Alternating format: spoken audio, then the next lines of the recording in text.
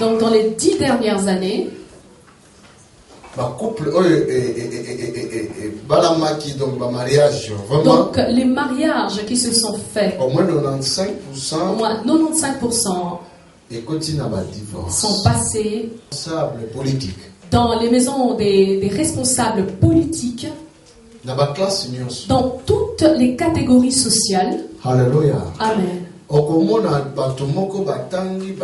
Et tu peux même rencontrer des personnes cultivées, aisées, mais en ce qui concerne la relation du mariage, ils n'arrivent pas à réussir. Et la plupart, les mariages se divisent.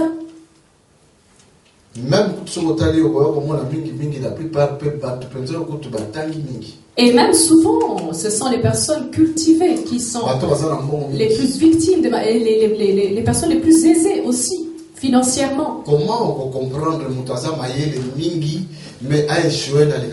Comment peut-on comprendre cela? Une personne qui a fait tant d'études, mais qui n'arrive pas à réussir son mariage. Comment peut-on comprendre cela?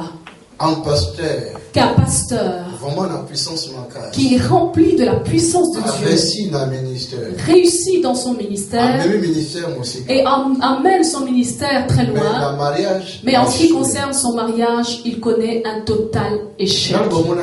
N'avez-vous jamais vu cela? Alléluia. Amen. Donc ces choses arrivent beaucoup à cette époque. Alors nous devons savoir pourquoi y a-t-il tant de divorces dans les couples. Il y a certains couples,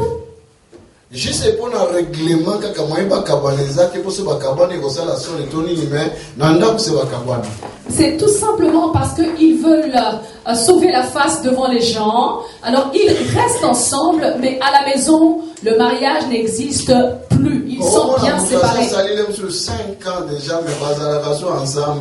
Et on peut retrouver deux personnes qui habitent la même maison, mais qui ne sont plus ensemble depuis 5 ans. N'est-ce pas? Alléluia. Amen. Nous voyons ces choses. Mais pourquoi de telles choses? Voilà pourquoi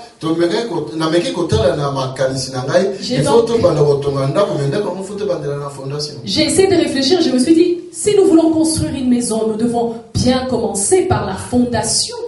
Parce que si nous commençons par le toit, par quoi sera soutenu notre toit? Alléluia. Amen. Je voudrais dire encore ceci. Selon Dieu, lorsqu'il veut commencer à bénir sur la terre, les principes de Dieu sont les suivants. Il va commencer par bénir d'abord les couples, les familles. Est-ce que vous voyez bien? Le savez-vous? Le mariage est une affaire de maturité. C'est pour cela. Voilà pourquoi nous voyons qu'un enfant âgé de 10 ans, une fille de 10 ans et un petit garçon de 12-13 ans, c'est une fille et c'est un garçon, mais pourtant on ne peut pas les unir dans le mariage. Parce que c'est responsabilité. Parce que c'est une grande responsabilité, le mariage. Il faut qu'il y ait de la maturité. Alléluia. Amen. Ce qui va divorcer, si il y a tant de divorces et tant de désordre, parce que maturité, c'est parce qu'il y a un manque de maturité. Peut-être que l'homme a épousé une femme qui n'a pas de maturité en ce qui concerne le mariage. Je voudrais m'étendre sur ces 7 colonnes dans le couple. La sagesse avait bâti sa maison. Dans sa maison, elle avait dressé 7 colonnes. Ce sont des piliers qui soutiennent la maison afin qu'elle ne tombe pas. Amen. Amen. Toute personne sage, lorsqu'elle veut bâtir sa maison,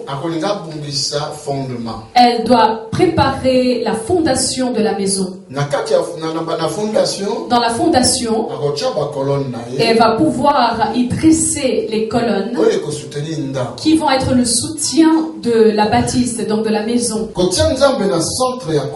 Dieu doit être au centre de ton couple. Dieu au centre de ton couple. Donc, dans le couple, nous devons placer Dieu. Et si au centre de votre couple, lorsque les sentiments s'épuiseront, lorsque les troubles apparaîtront, lorsque le désordre se présentera, si Jésus-Christ est là, il va restaurer toutes ces choses par un miracle. Alléluia. Amen. Priez ensemble. Méditez ensemble. Si Dieu est au milieu de vous, vous devez prier. Vous allez prier ensemble. Si Dieu est dans votre couple, vous allez méditer ensemble. Si Dieu est avec vous, vous l'écouterez. Deuxième point, deuxième colonne. La deuxième colonne, la fidélité. Il s'agit de la fidélité. Alléluia. Amen. Il s'agit de la fidélité. La fidélité, c'est quoi? Qu'est-ce que la fidélité? La fidélité égale l'amour plus la soumission. Lorsque je parle de soumission, la plupart des femmes, elles sont plus d'accord. Qu'est-ce que je peux dire par là? L'obéissance. L'obéissance.